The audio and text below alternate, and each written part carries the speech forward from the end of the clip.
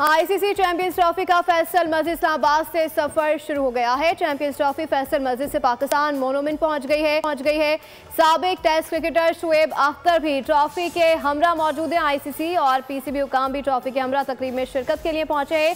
Pakistan monument में trophy की तकरीब रुनुमाई के बाद चैंपियंस ट्रॉफी को दामन को पहुंचाया जाएगा और कल ट्रॉफी को इस्लामाबाद के मुख्तलिफ स्कूल और कॉलेजेस में भी ले जाया जाएगा। अपडेट कर रहे हैं आपको इस हवाले से। आईसीसी पीसीबी हुकाम ट्रॉफी के हमरा मौजूद हैं और तकरीब में साबिक क्रिकेटर शुएब अख्तर भी मौजूद हैं। आईसीसी चैंपियंस ट्रॉफी का फैसल मस्जिद इस्लामाबाद से सफ़र शुरू हो गया है और कल ट्रॉफी मुख्तलिफ स्कूल्स कॉलेजेस ले जाई जाएगी।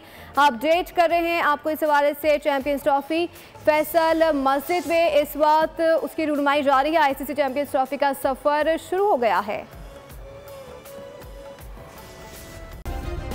सब्सक्राइब करें और बेल दबाएं ताकि कोई खबर रह न जाए।